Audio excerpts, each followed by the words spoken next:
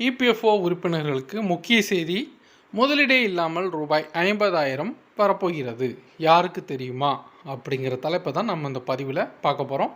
நீங்கள் நம்ம சேனலுக்கு இப்போ புதுசாக வந்திருக்கீங்கன்னா நம்ம சேனலை மறக்காமல் சப்ஸ்கிரைப் பண்ணிக்கோங்க.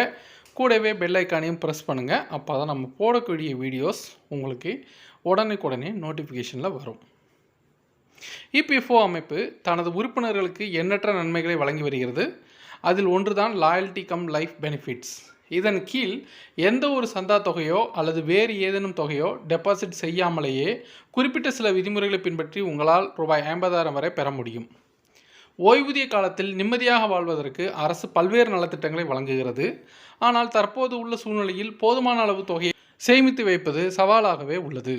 இதற்கு மத்தியில் நமக்கு உதவி செய்யும் திட்டங்களில் ஒன்றுதான் இபிஎஃப் திட்டம். லட்சக்கணக்கான தொழிலாளர்களின் ஓய்வுகால வாழ்க்கையை பாதுகாக்க இபிஎஃப்ஓ அமைப்பு ஓய்வூதிய திட்டத்தை வழங்குகிறது. ஆனால் பல விதிகளுக்கும் கட்டுப்பாடுகளுக்கும் இடையில் பலருக்கும் தெரியப்படாத ஒன்று உள்ளது. அதுதான் ஊழியர்களுக்கு 50,000 ரூபாய் வழங்கும் இபிஎஃப்ஓ லாயல்ட்டி திட்டம். இது யாருக்கெல்லாம் கிடைக்கும், இதை பெறுவதற்கு என்ன செய்ய வேண்டும் என்பது குறித்து இந்த பதிவில் விரிவாக பார்ப்போம். லாயல்ட்டி கம் லைஃப் பெனிஃபிட்ஸ் என்றால் என்ன? நீண்ட காலம் பங்களிப்பவர்களை ஊக்குவிக்கும் வகையில் இபிஎஃப்ஓ அமைப்பு செய்த சிறப்பு ஏற்பாடு தான் லாயல்ட்டி கம் பெனிஃபிட்ஸ். இந்த திட்டத்தின் கீழ் ஊழியர்கள் அதிகபட்சமாக ரூபாய் 50,000 வரை பெறலாம். ஆனால் இந்த பணத்தை பெற ஒரு குறிப்பிட்ட நிபந்தனையை பூர்த்தி செய்ய வேண்டும். ஸோ இது நிறைய பேர் பொய் அப்படிங்கிற மாதிரி சொல்கிறாங்க. ஸோ நீங்கள் கூகுளில் சர்ச் பண்ணிங்கன்னா அதிலே உங்களுக்கு அதுக்கான ஆன்சர் இருக்குது. லாயல்ட்டி கம் பெனிஃபிட்னா என்ன அப்படிங்கிற மாதிரி சொல்லியிருக்கிறாங்க. லாயல்ட்டி கம் லைஃப் பெனிஃபிட்ஸ் பலனை பெறுவது எப்படி? இந்த கூடுதல் பலனை பெற விரும்பும் இபிஎஃப்ஓ உறுப்பினர்கள் தொடர்ச்சியாக 20 ஆண்டுகள் அதே இபிஎஃப் கணக்கில் பங்களிப்பு செய்ய வேண்டும்.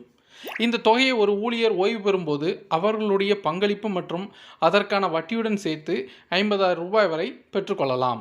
யாருக்கு எவ்வளவு லாயல்ட்டி பெனிஃபிட் கிடைக்கும்? உங்களுடைய அடிப்படை சம்பளம் 5,000 ரூபாய்க்கும் கீழ் இருந்து தொடர்ந்து 20 ஆண்டுகள் ஒரே இபிஎஃப் கணக்கில் பங்களிப்பு செய்து வந்தால் 30,000 ரூபாய் வரை கணக்கை முடிக்கும்போது பெற்றுக்கொள்ளலாம். அதே போல் உங்களுடைய அடிப்படை சம்பளம் ரூபாய் 5,000 முதல் ரூபாய் 10,000 ரூபாயாக இருந்தால் நீங்களும் ஒரே இபிஎஃப் கணக்கில் பங்களிப்பு செய்து வந்தால் ரூபாய் 40,000 வரையில் முதிர்வு காலத்தில் பெற்றுக்கொள்ளலாம். அதே போல் உங்களுடைய அடிப்படை சம்பளம் 15,000 ரூபாய்க்கு மேல் இருந்து நீங்கள் இபிஎஃப் கணக்கில் பங்களிப்பு செய்தால் 50,000 ரூபாய் வரை பெற்றுக்கொள்ளலாம். ஜூன் 2024 நிலவரப்படி இந்தியாவில் அடிப்படை ஊதியம் ரூபாய் 15,000 வரை அகவிலைப்படியுடன் சம்பளம் பெறும் ஊழியர்கள் பணியாளர் வருங்கால வைப்பு நிதி கணக்கில் பதிவு செய்ய தகுதியானவர்கள்.